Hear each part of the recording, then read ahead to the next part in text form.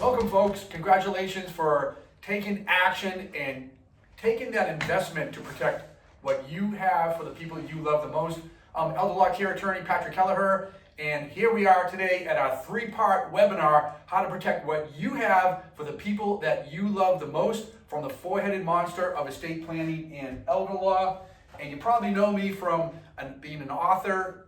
Some of you may have picked up my book. I've seen it around on Amazon. Always recommend, if you'd like to get supplemental education, by all means, go to Amazon and pick up a copy of How to Avoid the Four-Headed Monster of Estate Planning and Elder Law, because you'll learn how to protect what you have for the people you love the most. Also, folks, when you sign up for my additional 5-part program, a 5-part course, which is a deeper dive to this 3-part webinar on the four-headed monster, you'll get a complimentary copy of my book on Amazon, How to Protect What You Have for the People That You Love the Most. So without further ado, folks, let's get started. Pull up your chairs, get your favorite beverage, get your pen out or your pencil and your notebook, and get ready to learn, because we're going to teach you how to protect what you worked hard for from the four-headed monster. And just to go over that, folks, with you, the four-headed monster, folks, is meant to be a metaphor. First-headed monster, what is it? Probate court, folks, and we're going to talk about probate court today in part 1 of our 3-part webinar.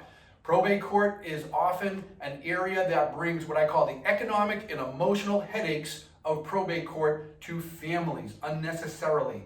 The stresses and messes of probate court, folks. What does probate court look like? This right here, folks, the ugly stack of documents in the ugly milk crate. From our experience, when a loved one passes away, be it your spouse or your dear parent, either the surviving spouse or one of the children show up at an attorney's office, at a probate attorney's office, and they show up with something that looks like this, with a bunch of documents in there. The ugly milk crate is what we call it here. And they ask the probate attorney, can you probate my loved one's estate? And what does a probate attorney say? Yes, we can. And they're going to ask you for a retainer, because typically in the industry, the attorneys traditionally will charge you by the hour, or they'll charge the estate by the hour. And we're going to talk about how long that takes. On average, about 1.5 to 2 years from my experience. In some cases, a lot longer. So we're going to be talking about that momentarily. But this is the first-headed monster right here, folks, that you want to avoid. 2 types of probate: death probate, and then there's an often overlooked probate called disability probate. We'll talk about that in today's part 1 of the webinar as well. And then, folks, what do we have next? The second-headed monster. What is it? It's the estate tax, folks. Yes, it's called estate tax. Some folks refer to estate tax as a death tax. And right now, folks, under current law, the federal estate tax is all the way up to $11.58 million indexed for inflation. However, it's going to go up next year, and it's going to sunset back down to $5 million in 2025.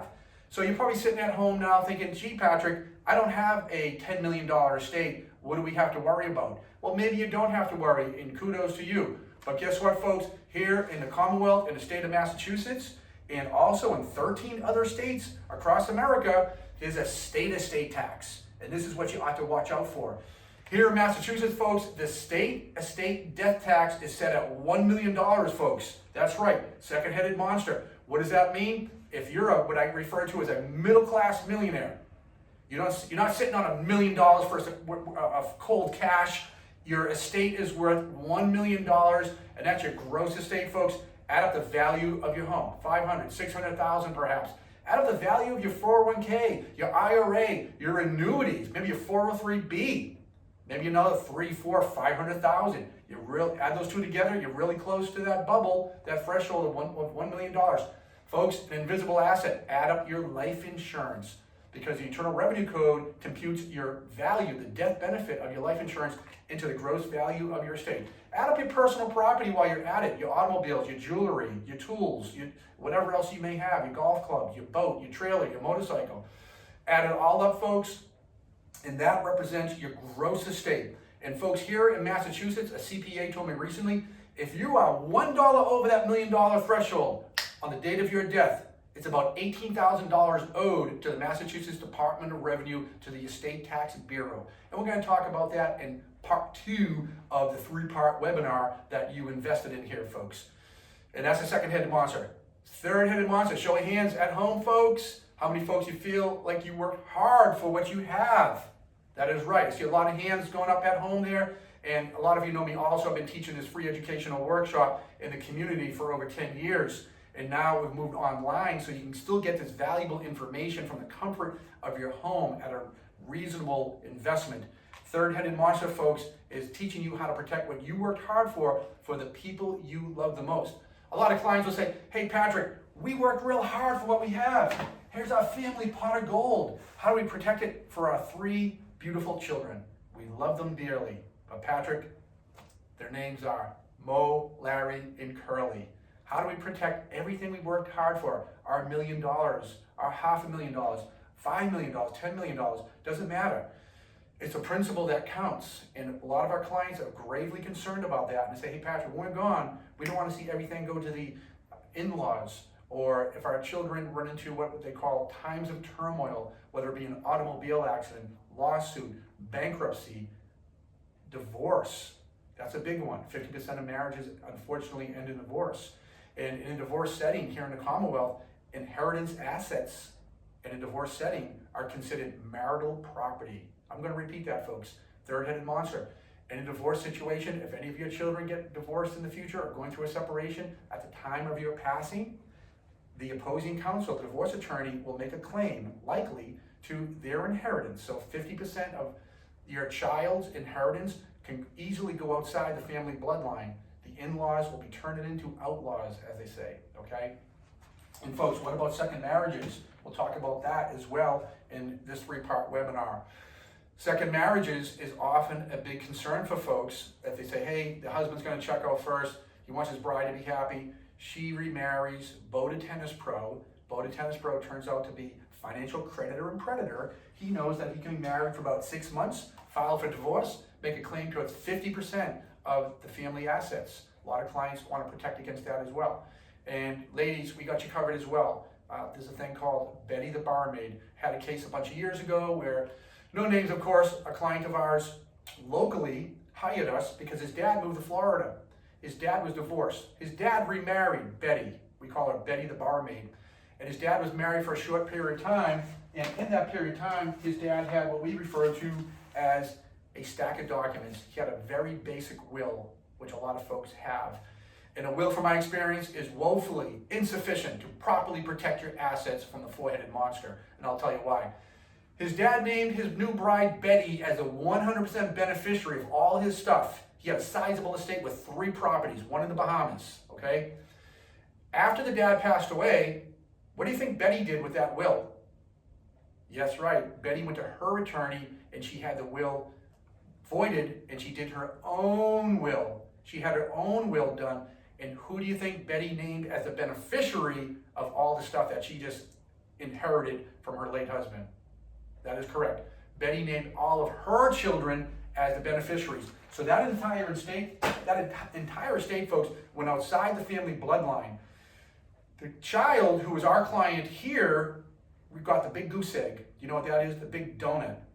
His dad probably never fathomed in a million years when he put together that simple will that his child, his son, was going to be disinherited after he was gone. So that's when we talk about putting asset protection in a more comprehensive trust-centered plan, folks, to ensure that what you work hard for is going to go down the family bloodline, maybe to your children, maybe to your grandchildren, et cetera, et cetera. So a lot of our clients want that type of protection. I call it having a nice sweater in the suitcase. Hopefully it never happens, but if something does happen like that, times of turmoil, then you can be rest assured that your loved one at least has a strong legal leg to stand on to keep those creditors at bay there, whether it's automobile accident, lawsuit, divorce, creditors, or the in-laws turning into outlaws, or a second marriage to Bo to Tennis Pro, or in the case I just talked to you or explained to you, Betty the barmaid. Some of our colleagues call that also the casserole brigade. Apparently down in Florida, there's one man living on the cul-de-sac and about 9 women. And the women are courting that man. And so our Florida colleagues called the ladies coming over with their chicken parm and mac and cheese and their pot roast the casserole brigade. And they're looking to get to that man's stomach, to get to his heart, and that's when oftentimes these second, third marriages occur later in life. So there you have it, folks. Third-headed monster. Also, folks, a lot of our clients are gravely concerned about the exorbitant cost of long-term care. Great news, folks, we're living longer. With the advent of modern technology and people maybe taking better care of their health with exercise and maybe not smoking or drinking as much, people are living longer. The actuarial tables are stretching. Men and women are living longer, which is really, really good. Also, the statistical data tells us this also, folks, there's 10,000 people turning 65 years of age every day in the country. 10,000 people turning 65 every day in the country. So folks, as they age in place, they're looking for ways to pay for long-term care. The statistical data says 70% of people 70 and over will need some level of assisted living care someday, whether it's an assisted living facility or like my dear dad ended up in a nursing home. If you know my dad's story, at elderlawcare.com, watch the video there and you can learn more about my dad's story, how my dear dad thought in his mind that he would never end up in a nursing home later in life. But unfortunately, fourth quarter of life, his health began to decline. And then the 2-minute warning, my dad's health further declined. He took a bad fall at home one day, split his head open, bleeding profusely. My dear mom at the time was his caregiver. She had no choice but to call 911. Off to the hospital my dad goes. All kinds of testing is done. And my dad's considered now a fall risk. He can't go home any longer because it would be unsafe for my mom as well. So the slippery slope of life begins, unfortunately, for my dad, from the hospital to the rehab facility. And guess what, folks? When you're not getting better in rehab, what's the next step along the slippery slope of aging? Correct, nursing home. So that's where my dad ended up, in the nursing home in his latter years. It was the last place he ever wanted to be as well. And unfortunately, my dad had a lot of regret because my dad didn't feel he sufficiently protected the family assets. If you know a little bit about my background, my parents came from Ireland. They were immigrants. They settled in Boston. They raised 7 children, 7 boys, and the 7 boys were raised in the city of Boston. And one of my dad's biggest achievements and accomplishments in life was buying a home, working his tail off at his job at the transit authority, working on the house his entire life as a handyman, fixing up the house, and paying the house off. I spoke with my dad in his latter years, and to me, his biggest accomplishment was raising 7 boys and making sure we all stayed out of trouble as best as they could, and making sure we're all educated, clothed, and fed, and that we had faith and we knew the important things in life like working hard, family, honesty, education, and giving back. And so my dad taught us all these different values. But in my dad's mind, his biggest accomplishment and achievement in life was paying off that house in the Dorchester section of Boston. So here's my dad now at the nursing home. When the Medicare caseworker came in and handed my dad his discontinuance of benefits notice, and they said, Mr. Kelleher, your Medicare benefits are running out. They typically run out about 90 days. 90 days of coverage only for short-term acute care. My dad had tears in his eyes. He felt terrible. I could see he had regret and angst and worry because now he's thinking, well, how are we ever going to pay for the nursing home? Nursing homes currently can cost $15,000 per month private pay. My parents didn't have that type of cash money to pay for the private paid nursing home. What they did have, however, was the house. And a lot of folks understand that a house is a non-countable asset. You can be house rich, cash poor, and perhaps get on Medicaid benefits, which is for long-term care, such as nursing home care. My dad understood those concepts. And he understood if he got on Medicaid, that's all well and good. And they could pay for the nursing home that he never wanted to be in, and the bill was going to accumulate and run up. And he understood the average stay in the nursing home is about 3 years. When he checked out, he also understood what the nursing home or Medicaid is entitled to do. Is what? That is correct. Medicaid is entitled to put a lien on an asset, typically the family home. And they're entitled to be reimbursed dollar for dollar for what they paid in for my dad's care. So my dad felt terrible in his later years, in the last steps or juncture of his life, the last phase of his life. He had this worry, regret, and angst, which is very, very sad and unfortunate. And that's the fourth-headed monster, folks. We're going to teach you how to protect what you worked hard for from the fourth-headed monster as well. which is the cost of long-term care, nursing home care, is cost prohibitive for a lot of people. At $15,000 per month, folks, average stay in the nursing home 3 years, just run the numbers. How much is that at home? Run the numbers. $15,000 per month over a 3-year period of 36 months is how much? That is right. You're good in math. Somebody's good at math. Thank you. $540,000, folks. Write that down. $540,000. Write that down in the handouts that you downloaded for this program. And remember that number.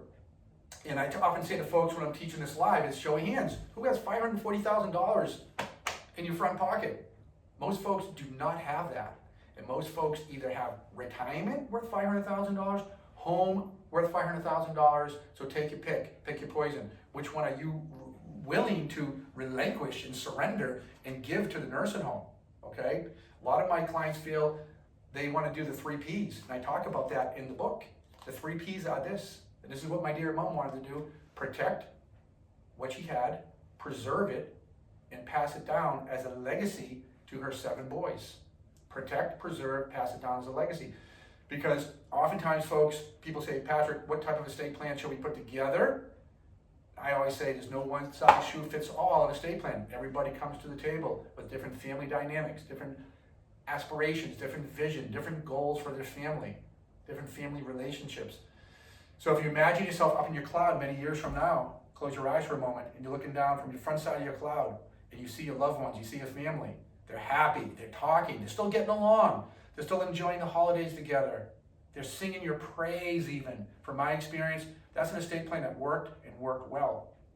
Conversely, folks, if you're on the back side of the cloud, and here comes the thunder, the lightning, the heavy rain, the downpour, and you see your loved ones on the back side of the cloud, and they're not talking any longer, they look angry, they're not even speaking together, and they're not getting together anymore for family events or holidays. And they might even be hiring probate litigation attorneys. They're likely not singing your praise. From my experience, that's an estate plan that didn't work so well. A lot of my clients over the years say, hey Patrick, we want the front side of the cloud. We want family harmony. We do not want family harm, which is the back side of the cloud. So think about that as well, folks, as you're engaging in this program, as you're taking notes, and as you're learning. What side? Do the dream snapshot with your loved ones. Do it with your spouse. Do it with your significant other. Look around your house. Photographs on the refrigerator. Photographs maybe on the wall over the mantle. Maybe photographs on your smartphone. And that is typically your why you're taking action. I often say estate planning is a funny thing because nobody makes you do it. The government does not mandate that citizens, individuals, put an estate plan together.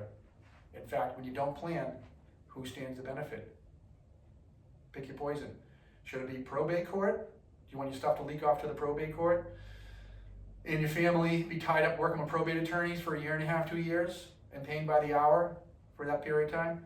If you have a taxable estate, for the estate tax, whether it's federal or here in the Commonwealth, at $1 million. Do you want your family paying unnecessary estate tax? Remember, $1 over is about $18,000 owed to the Mass Department of Revenue under current law.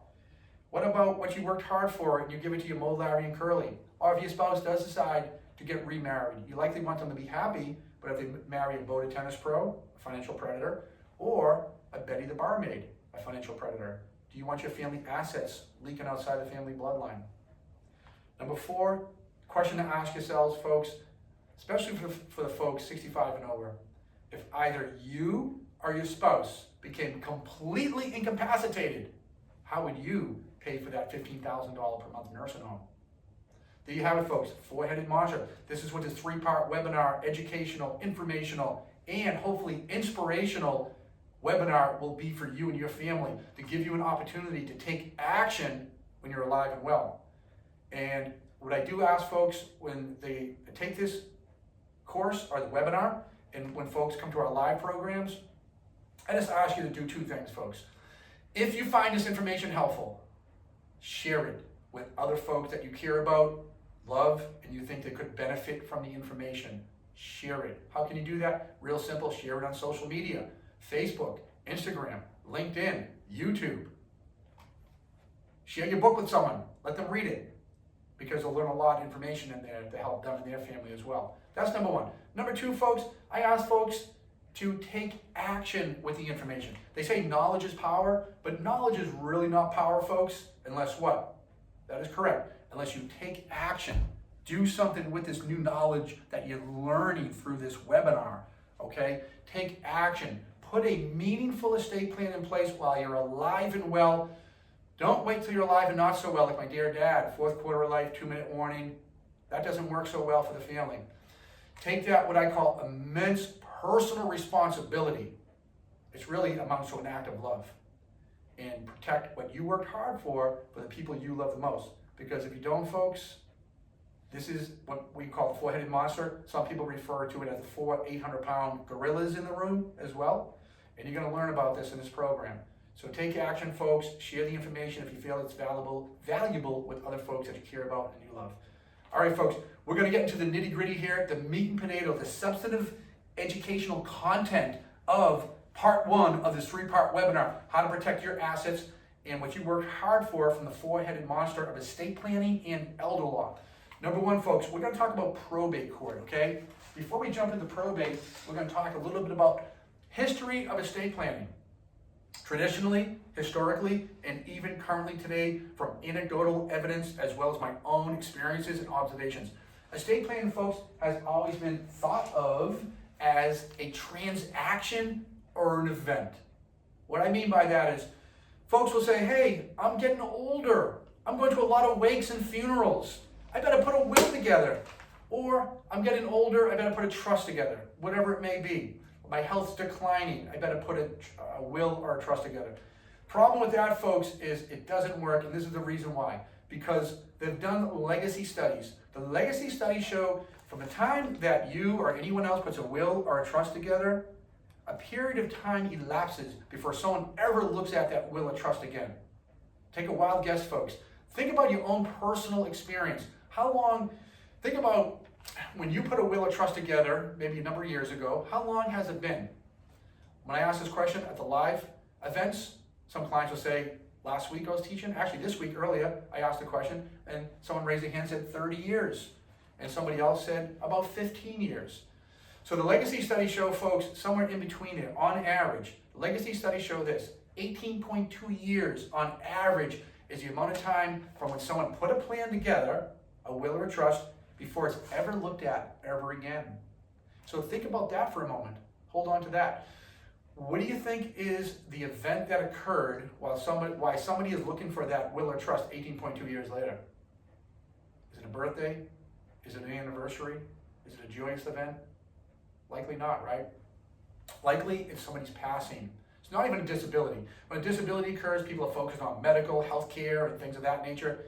When the shoe drops completely, when Mother Teresa calls or St. Peter calls, and now the family's like, oh my God, I think my spouse or I think my mom and dad did a will a bunch of years ago. And they start tearing through the house looking for it, in the attic, in the lockbox, under the bed, in the closet. Because when people historically, folks, put an estate plan together, they don't put it up on the mantle, above the fireplace. They don't pin it on the refrigerator. It's out of sight, out of mind. It's treated like an event or transaction. Oh, I got my will done. Oh, I got my trust done. Out of sight, out of mind. Legacy studies, 18.2 years. And this is the reason why, folks, it doesn't work. And this is a big takeaway. You want to write this down. Because the 3 L's, folks, the 3 L's creeped into that estate plan. Even if it was the very best estate plan at the time you put pen to paper when you signed it that day. 3 L's are the following, folks. Changes in law is the first L. How often does Congress change the tax code? How often does Mass Health Medicaid challenge Medicaid trust? How much control do we have over that? Second L, folks, is changes in life. This is changes in your life with your health, your finances, your relationships. How many of us had the same health, finances, and relationships 5 years ago as we do today, right? How much control do we have over that? Third L, folks, is changes in learning. This is changes in your attorney's learning. I advise our clients and the folks that attend our live events and our educational online programs, work with an attorney that focuses, concentrates on, maybe even specializes in this area of law, estate planning and elder law. because it's always in flux. There's always changes going on. There may not be a formal law change, but there might be a buzz in the industry going on where if your attorney is keeping their finger on the pulse of the industry as they ought to be, then they can share this information, bring it back to their law firm. Well, we typically work with our clients on a daily basis, and when we're working with our clients on a daily basis, we're constantly sharing with them the information that we just recently learned and educational events that we attend. I often say to my clients, we keep our finger on the pulse of the industry because we maintain our memberships with what I refer to as the best and brightest estate planning and elder law organizations in the country, specifically National Academy of Elder Law Attorneys and Elder Council, two amazing educational organizations that provide tremendous amount of resources, legal technical knowledge and know-how to the attorneys who maintain their memberships.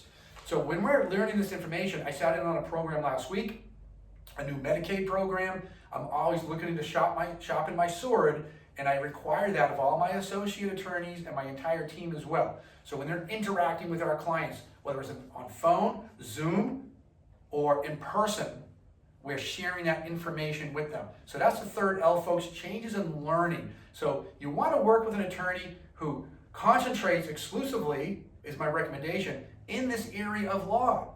And if you're 65 and over, it should be an elder law attorney, okay? Really, really important, folks, because a lot of nuances only an elder law attorney, in my opinion, would be familiar with. And you don't want to pay $500 and get $500 worth of protection, because that's typically what happens. So folks, back to the 3 L's, changes in law, changes in life, changes in learning. If you at home did your plan a bunch of years ago in that legacy study, we go out here, we do what I call the future walk. We walk into the future. 18.2 years later, the shoe drops. Your spouse, your children, call your law firm, your lawyer. And our loved one passed away. We did a will, a trust 18.2 years ago. And then you're going to discover pretty quickly changes in law, changes in life, changes in learning. The 3 L's creeped into that estate plan. If there hasn't been any updates in 18.2 years, folks, what do you think's wrong with your estate plan? Your will, your trust. That is correct. It's outdated. It's outdated, folks. And from my experience, an outdated estate plan is not going to work to meet your dream snapshot. It's not going to work. It's going to get bit by one of the 4-headed monsters or maybe all 4, okay? So think about that. Always use the 4-headed monster, folks, as a formula when you're assessing and evaluating your situation. Well, guess what? If you have an asset that wasn't retitled properly to your trust, or you acquire a new asset as you're journeying through that 18.2 years of your life period, and those assets don't get titled properly, they're going to leak off to the probate court, which is the ugly milk crate. And your family's going to end up in probate court, paying probate lawyers for 1.5 years, 2 years, trying to get their hands or access to those assets. If your estate appreciates in value, say you're at $900,000 when you signed your will or trust here in the Commonwealth of Massachusetts, but assets appreciate in value, in particular real estate, maybe even retirement accounts. And the day that the shoe drops for you, 18.2 years later, and you're over $1 million, guess what? Your family's going to be stroking a big fat check to the tax man. And you may want to be giving that check to your loved ones and not the tax man. So second-headed monster taking a bite out of your old estate plan. Third-headed monster, financial creditors and predators. Changes in relationships, okay? If there's anything going on in life, might be with one of your children, divorce, automobile accident, lawsuit, bankruptcy, take your pick. If anything's going on, times of turmoil, how much of your estate could you lose if you don't have a proper asset protection and drafted within the 4 corners of your estate plan is asset protection language that's permissible to put in there. Most plans, from my experience, do not have that language in their plan. Most trusts, in fact, say when mom and dad are gone, everything is given to the children free of trust or free from trust. What are you doing there, folks? You're giving your loved one a gift. The big problem and downside to that, you're not giving them a protected gift. Third-headed monster. Any of them encountering times of turmoil, how much of their inheritance is exposed to their creditors at that point in time? 100%. 100% would be exposed to creditors. And folks, we already talked about the 4th-headed monster. As you're journeying through life, you sign your will and trust. Back when you were young and healthy or alive and well, Now, 18.2 years later, perhaps change in health, one of the L's, and you're maybe alive and not so well.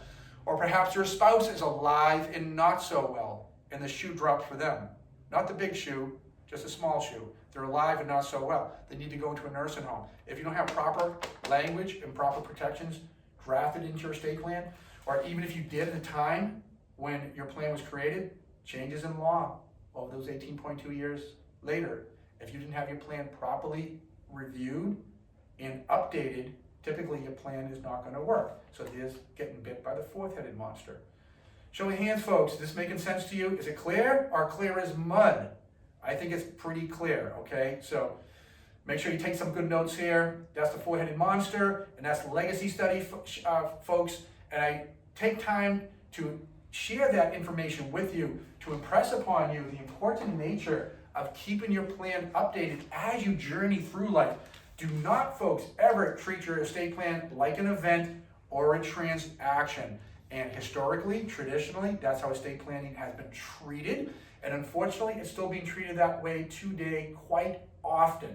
Unless, from my experience, you're working with an exceptional attorney who has a process. So you want to get rid of the transaction and event word and replace it with process, folks.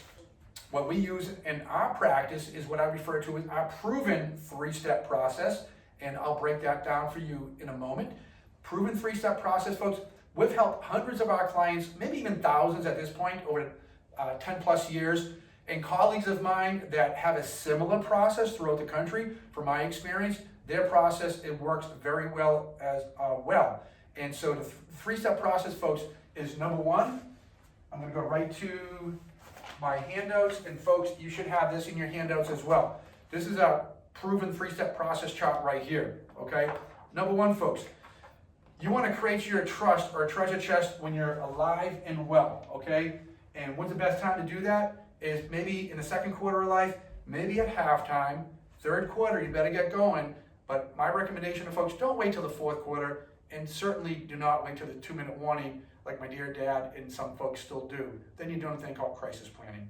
You want to engage in the process, take that personal responsibility, that act of love, when you have all your faculties firing cognitively, and you can participate in the process with your estate or elder law attorney.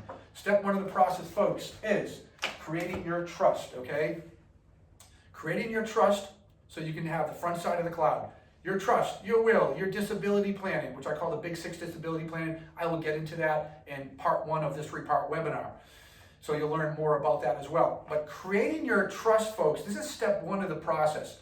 But it's not all about the documents. I often say to my clients, this is not a magic red book. The trust itself is not going to avoid the four-headed monster for you, folks. It's not a magic wand that's going to miraculously or magically avoid the four-headed monster, okay? Work has to be done. And although the language is extremely important in the four corners of this comprehensive, robust trust, more work has to be done. And from my experience, this is one of the biggest deficiencies in the industry, step two, that I'm going to explain to you in a moment, because it's a 3-step process, folks, okay, that from my experience will ensure or should greatly enhance the chances of your plan never getting bit by the four-headed monster. And that's the name of the course, okay? That's the name of the program. How to avoid the four-headed monster of estate planning in elder law. And how do we do that? The solution, folks, is a 3-step process. Step one, you create your plan around your dreams, goals, vision, and dream snapshot when you're alive and well. I often say to our clients, you're the expert on the family. Your attorney should be the expert on the law. You work together to co-create and customize your plan to meet your dream snapshot, whatever that may be. And that's the legal documents, the trust, the will, the power of attorney, the healthcare proxy, the medical directives, the living will, the HIPAA authorization, and the spoon-fed directive, amongst other, but they're the big ones right there. So now you have step one completed. The day you sign your trust, the day you sign your will, the day you sign your disability planning, you now have a comprehensive trust-centered plan in place, okay? Again, remember, you're just completed with step one. That's amazing. Give yourself a pat on the back. Give yourself and your family a golf clap. You made a major achievement right there. But now you have to journey to step two of the process, folks. And step two of the process, a lot of folks are not familiar with, and it's called trust funding. Trust funding is a legal terminology that we use in the industry. Trust funding, folks, is a process of retitling your assets from your name as an individual to your name as a trustee of your trust, okay?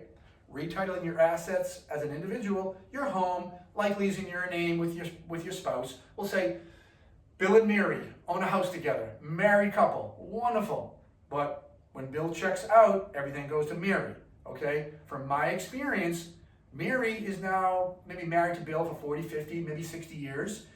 Mary's mourning and grieving the loss of her long-term partner, her husband.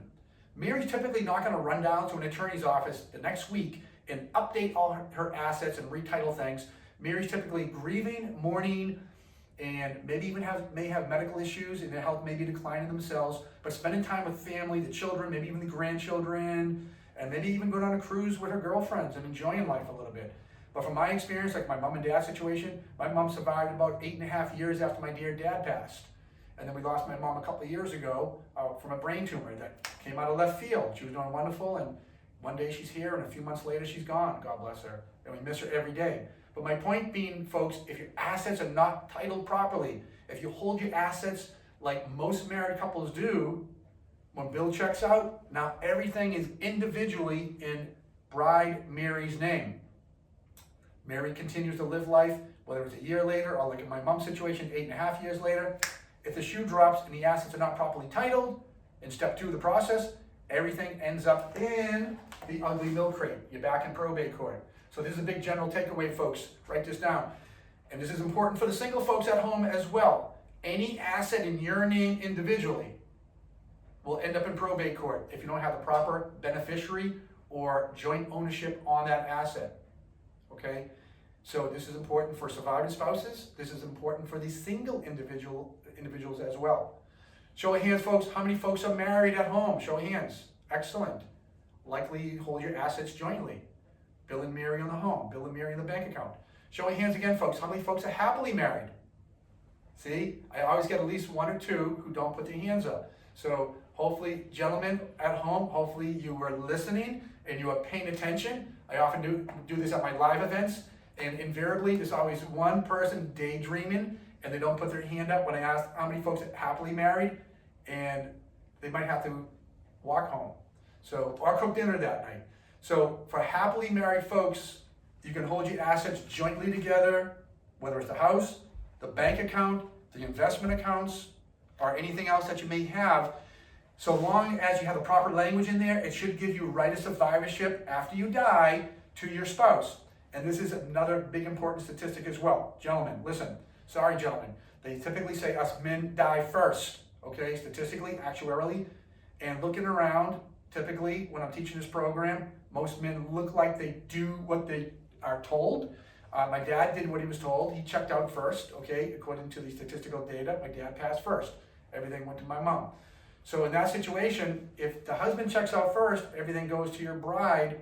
Now everything is in the bride's name individually. She goes next because she misses you so much. Everything's back in the ugly milk crate. That's the first-headed monster. Now you're paying probate lawyers for roughly 2 years by the hour, and we're going to talk about that in a moment on how much that actually could cost you in out-of-pocket expenses, okay, folks?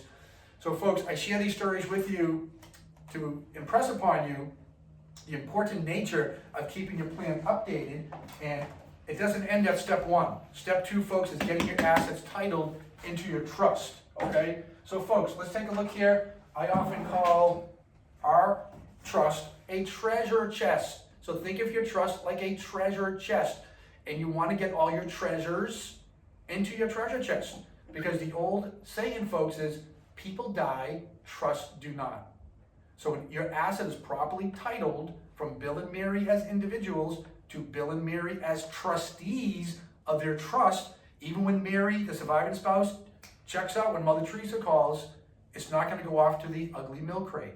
The children do not have to show up at a probate attorney's office with the ugly milk crate and pay a probate attorney for 2 years. Or in some cases, had a case recently, teaching the workshop, a woman said on this side of the room, Patrick, my family just finished a probate process. 8 years it took us to complete it. 20-something beneficiaries, and nobody talks any longer. Gentleman behind her said, Patrick, we just started the probate process. His mom passed away.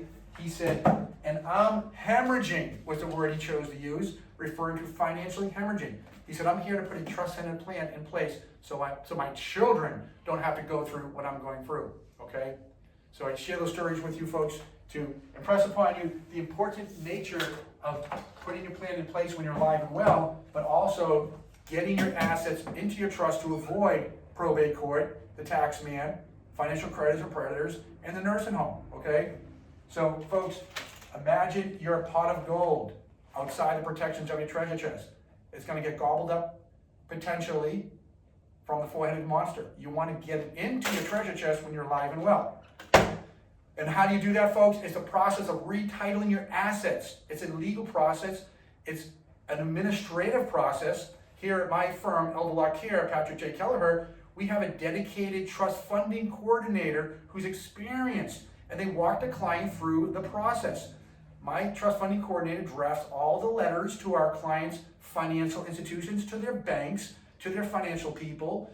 We draft the deed for the client. The client reviews everything, and once they approve and sign off, we effectively retitle all their assets from their name to their trust. That's where all the magic happens, folks. Step 2 of the process, okay? That's why we call it a process, because it takes time and it can take some patience when you're working with the financial companies and filling out all these forms, signing them, oftentimes notarizing them, and sometimes getting these special stamps at banks and so forth. Sometimes they're required on some of the financial assets. And then we send them all out to the financial institutions, and then we get verification through our process. We use verification letters to make sure that the financial institutions are doing what we ask them to do. We need verification, so if the shoe does drop unexpectedly, we got to make sure that everything is into your treasure chest. Make sure your pot of gold and your treasure is properly in there.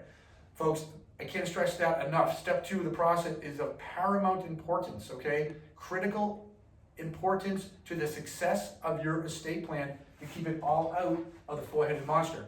And we're talking specifically now about probate court, okay? Folks, step 3 of the process. What is step 3 of the process? Well, think about it for a moment. We talked about the 18.2-year legacy study.